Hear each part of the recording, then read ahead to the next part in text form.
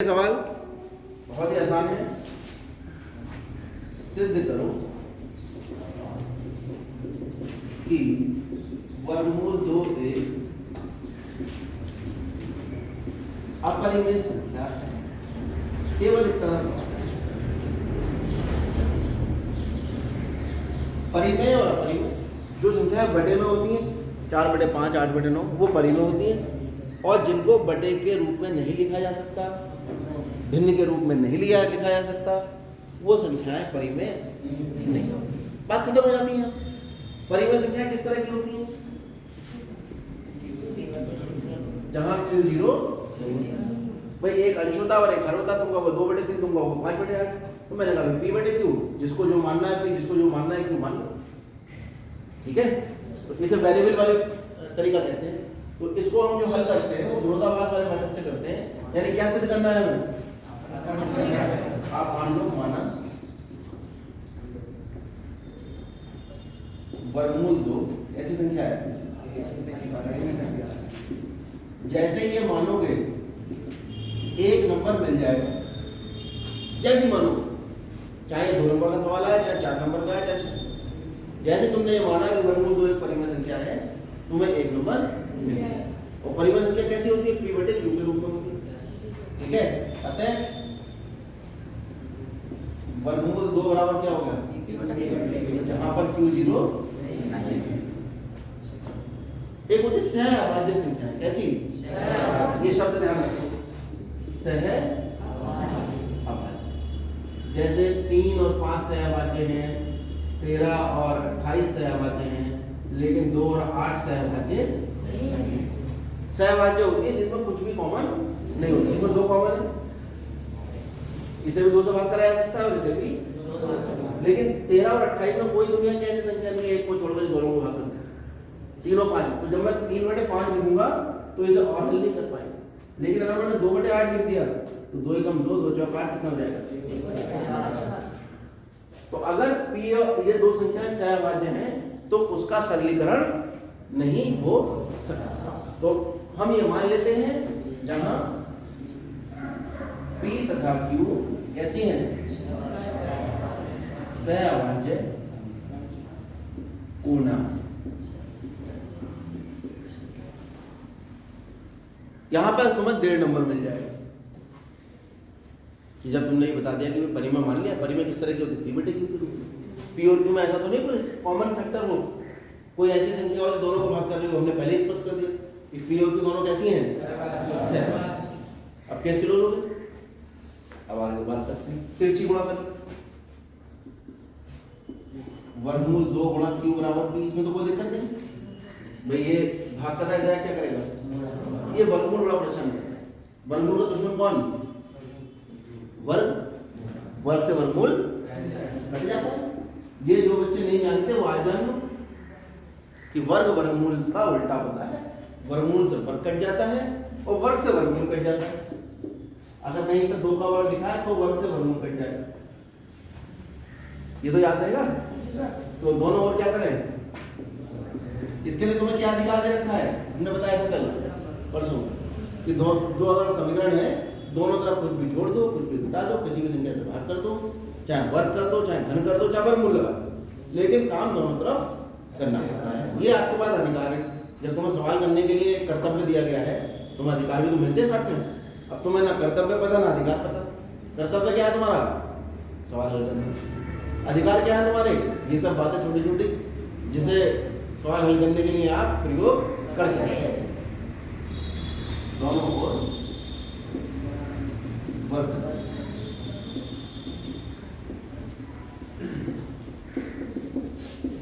तो वर्गमूल 2 का वर्ग 2, Q का वर्ग बराबर। अगर मैं ये लिख रहा हूं, मैंने कल भी समझाया था, अगर मैं लिख रहा हूं 12 बराबर 4 गुणा 3, तो 4 से 12 को भाग दिया जा सकता है। तो ठीक है, 4 दिया 12, 3 से भी 12 को भाग से कर सकते हैं। 3 चौक, यानी 4 और 3 दोनों किसके गुणनखंड है? यानी 4 और 3 से 12 बचे होगा। ऐसे ही 2Q² किसके बराबर लिखा है? इसका मतलब क्या है? P² Q से भी Q² से विभाज्य होगा और P² 2 से भी विभाज्य होगा। ये वाली बात समझ में आ गई? क्योंकि बी स्क्वायर को लिखा है हमने कितना 2 गुणा क्यू स्क्वायर, तो इसका मतलब क्यू स्क्वायर बराबर होगा पी स्क्वायर बटे 2, यानी 2 से पी स्क्वायर को भाग करोगे तो क्या आ जाएगा क्यू स्क्वायर, या 2 बराबर पी स्क्वायर बटे क्यू स्क्वायर, यानी पी स्क्वायर क्यू स्क्वायर को भाग करोगे तो कितना आ जाएगा 2, यानी यहाँ से साफ साफ पता लग गया हमें कि 2 से पी स्क्वायर को भाग कर सकते हैं, या यहाँ से हमें ये पता लगा, ये वाला निकाल लगा देना कि पी स्क्वायर जो है वो 2 से कैसा है विभाज्य। यहां तक बताओ कोई बात अगर आपको समझ में नहीं आई, सब समझ में आ गई? अगर पी स्क्वायर 2 से विभाज्य है तो एक प्रमेय है आपकी किताब में लिखी है कि पी कैसी संख्या है, परस्पर सहअभाज्य पूर्णांक है। अब क्योंकि ये सहअभाज्य है तो मैं इसे मान लेता हूं कि ये अभाज्य है, कैसा मान लेता हूं अभाज्य। तो जब ये अभाज्य है तो किसी अभाज्य संख्या का वर्ग को अगर किसी संख्या से भाग करते हो, ठीक है, तो वर्ग हटा के जो संख्या है यानी p का वर्ग 2 से विभाज्य है, तो यहां से p भी 2 से विभाज्य है। आप प्रैक्टिकली देख सकते हो 5, या देखो कोई अभाज्य संख्या बताओ 3 का वर्ग कितना हुआ 9, किससे कट रहा है 3 से कट रहा है, तो 3 का वर्ग कितना है 9, तो 9 3 से भी कट रहा है और 3 भी 3 से कट रहा है। 5 का वर्ग 25 किससे कटता है, तो ये जिसका वर्ग हो रहा है वो भी तो 5 से कटता है ना। तो ऐसे ही मैं अगर कहूं कि 25 5 से विभाज्य है, यानी 5 का वर्ग 5 से विभाज्य है, तो 5 भी 5 से, तो यहाँ पी स्क्वायर पी की घात 2 से विभाज्य है, इसलिए पी भी 2 से विभाज्य है। अगर p 2 से विभाज्य है यानी कि आप p को 2 से भाग कर सकते हो और शेषफल कितना आएगा 0, शून्य को भागफल भी तो आएगा, यानी आप लिख सकते हो, यानी p को 2c के रूप में लिख सकते हैं,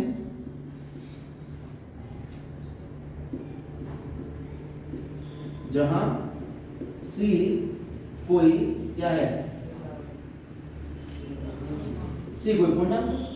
भाई जब p को 2 से भाग कर सकते हैं तो p को लिख सकते हैं ना p बराबर 2 गुणा कुछ, उस कुछ का नाम क्या रखा हमने, जब हमें पता ही नहीं तो क्या रख दिया हमने c, और जहां पे c क्या है c एक पूर्णांक। यहां तक बताओ कोई दिक्कत हो, तो जब p बराबर 2 से आ गया, इसको अगर मैं समीकरण 1 मान लूं तो p का मान यहां रख सकते हैं, इस समीकरण में रख सकते हैं p का मान कौन से समीकरण में रखें,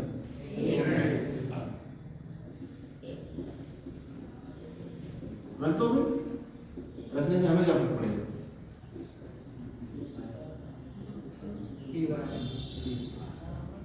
क्योंकि 2 क्यू स्क्वायर किसके बराबर था, p स्क्वायर के बराबर था, तो मैंने अब p की जगह क्या रख दिया,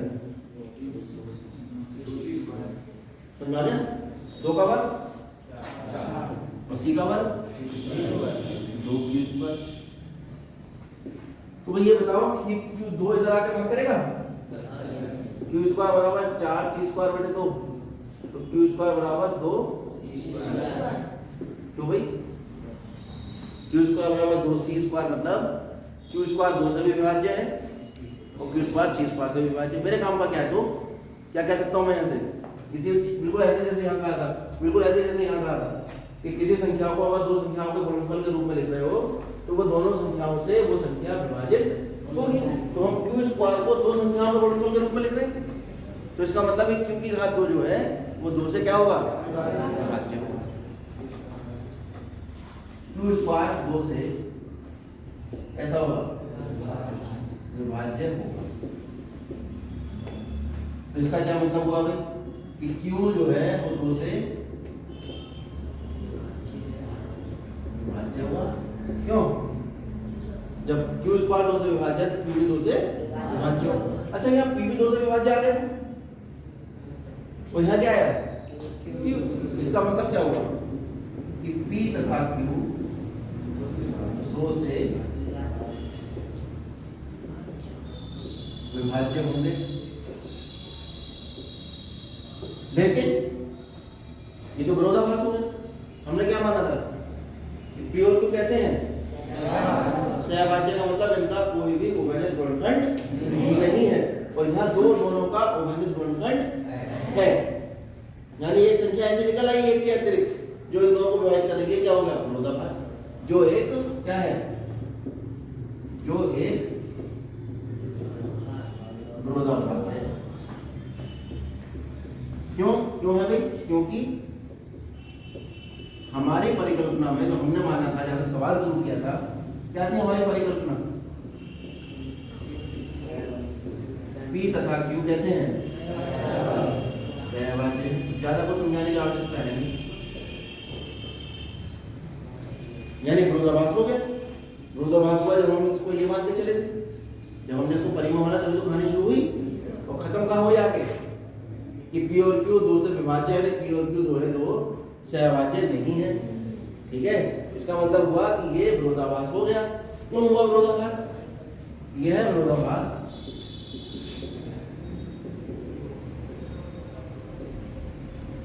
हमारी गलत परिकल्पना से हुआ है। यानी हमने जो बात मानी थी, जिसको लेके चले थे, वो गलत है। गलत में तो गलती आती नहीं, गलती आई तो पीछे से आई, पीछे से चलते जाओ कहाँ अगर रुकोगे नहीं रुकोगे। इसका मतलब विरोधाभास हमारी गलत परिकल्पना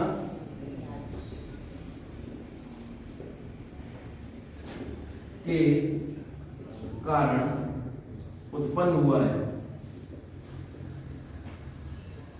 इसका मतलब क्या हुआ?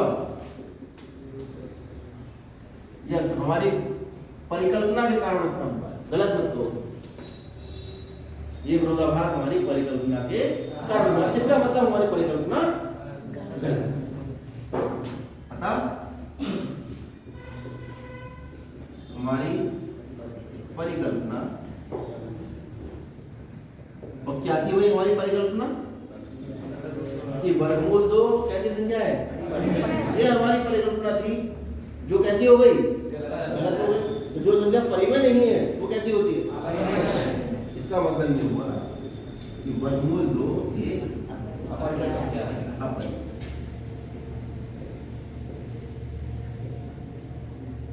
ये इतना बढ़िया मेथड है।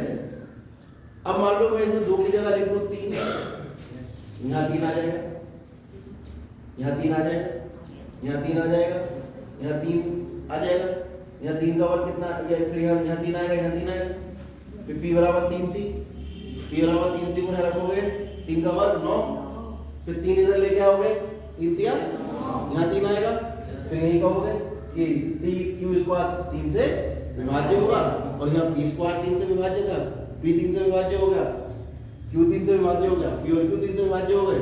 लेकिन हमने तो ये माना था कि ये परस्पर सहभाज्य है। पूरी ये कहानी।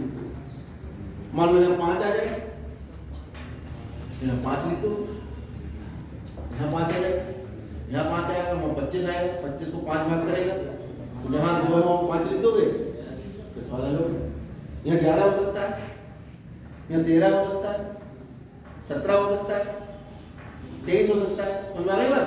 तो इस पूरे प्रक्रिया को अच्छे से बार बार आप वीडियो देखकर समझ लेना, जिसको समझ में नहीं है। जिसको आ गई है उसके लिए तो कोई दिक्कत नहीं। अगला सवाल आपकी किताब में यही है कि सिद्ध करो वर्गमूल 3 एक अपरिमेय संख्या है। आप स्वयं कर लेंगे। वर्गमूल 5 एक अपरिमेय संख्या है। इसी प्रक्रिया को अपनाकर आप पूरा कर लेंगे। यानी आपने देखा कि एक अभाज्य संख्या क्या समझाएंगे? 2, 3, 5, 7, 11 जो किसी से विभाजित नहीं। किसी अभाज्य संख्या का अगर वर्गमूल लेते हैं हम, वो हमेशा कैसा होगा? अपरिमेय। ये बात हमने सिद्ध कर दी है। जीवन भर आप इस बात को याद रखें। एक और तरीके से सवाल पूछा जाए, वो कभी कभी ऐसे कह देता है, सिद्ध करो कि 3 - 2 वर्गमूल 5 अपरिमेय। ये साल सवाल आया था। ये अलग बात है कि 2 यहाँ होगा, 3 यहाँ होगा, इसी प्रकार यहाँ प्लस होगा, ये भी हो सकता है। ठीक है, अगर खाली सिंगल आता है तो ऐसे सिद्ध होगा, और अगर ऐसे करके कुछ आता है उसका तरीका थोड़ा सा बदल जाएगा। क्या बदलेगा बेटा? इधर देखो ध्यान से। क्या नाम है तुम्हारा?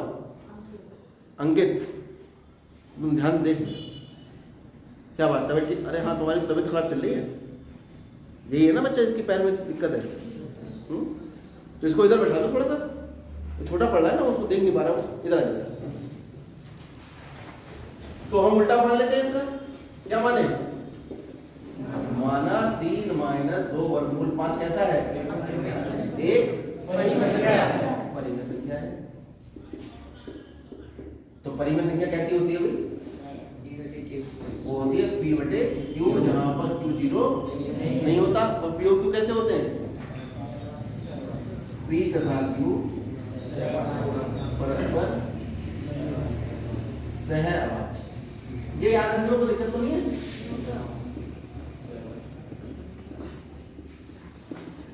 अगर किसी को ये सब सहअभाज्य अभाज्य समझने में दिक्कत आ रही है, वैसे तो हम बता चुके हैं। एक छोटा सा वीडियो 5 मिनट का, जिसमें हमने संज्ञाओं के प्रकार समझाए, वो बहुत ही महत्वपूर्ण है पूरे हाई स्कूल में। उसमें आप संज्ञाओं का प्रकार समझ लीजिए। शायद 1 अप्रैल को बताई थी ये बात, 1 अप्रैल को तो बनाया था। हाँ, 1 अप्रैल का वीडियो देख लेना, उसमें संख्याओं के प्रकार बताया, पूर्ण संख्या, प्राकृत संख्या, परिमेय संख्या, अपरिमेय संख्या, वास्तविक संख्या, सब कुछ बताया है। ठीक है, जो नहीं आए थे उस दिन वो देखकर समझ लें, क्योंकि बीच में इस चक्कर में चलता रहे। क्या करेंगे? ऐसा करो, वर्गमूल 5 को अकेला करो। कैसे करेंगे अकेला? इस माइनस वाले को इधर ले जाओ, यानी हमारे पास है 3 - 2 वर्गमूल 5 बटे P बटा Q। तो माइनस वाले को तो इधर ले जाओ, और P बटा Q प्लस का था, इधर आके माइनस, और ये 2 वर्गमूल 5 माइनस का, इधर जाके एलसीएम लेना आता है? नहीं आता, कोई बात नहीं, इसके बटे में 1 लिखो। इसका हल कितना है? Q। इसका भी हल Q बना दो, ऊपर नीचे Q से गुणा कर दो। तो ये कितना हो जाएगा? Q3। हमेशा अंक पहले लिखते हैं और वेरिएबल बाद में। तो 3Q, यहाँ एलसीएम आ जाएगा Q, Q कम Q माइनस P बराबर 2 वर्गमूल 5। 2 गुणा करा, इधर क्या करेगा? तो 3Q माइनस P बटे PQ था, यह आ जाएगा 2Q बराबर वर्गमूल 5।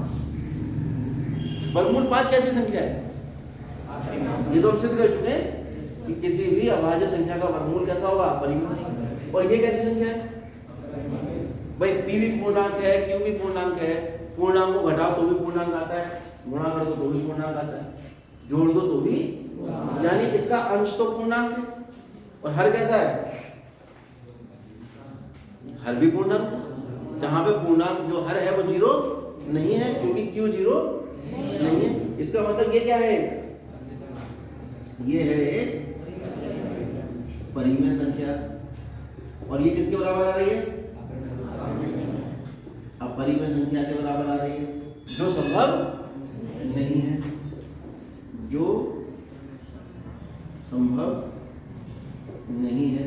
इसका मतलब ये है एक क्या है? अभी थोड़ी ना हो जाएगी, क्या है? विरोधाभास है। और इस विरोधाभास का कारण हमारी गलत परिकल्पना।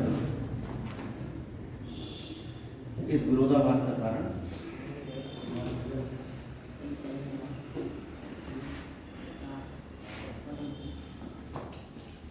हमारी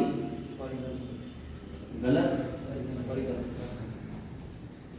परिकल्पना है। और परिकल्पना ठीक है हमारी, ठीक है, परिकल्पना हमारी गलत क्यों लिख देता हूँ? हमारी परिकल्पना गलत देखेंगे, इस विरोधाभास का कारण हमारी परिकल्पना है। गलत तो अब होगी, गलत तो अब लेंगे ना। हमने परिकल्पना जो मानी थी वो गलत थी।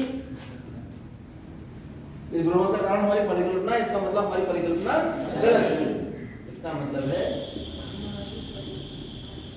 परिकल्पना कैसी है? गलत है। और क्या थी परिकल्पना? ये कैसी है संख्या? परिमेय। इसका मतलब हुआ 3 - 2 वर्गमूल 5 कैसी संख्या है? एक अपरिमेय। फोटो लेके मैं इसका ग्रुप पर डाल दूंगा, ठीक है।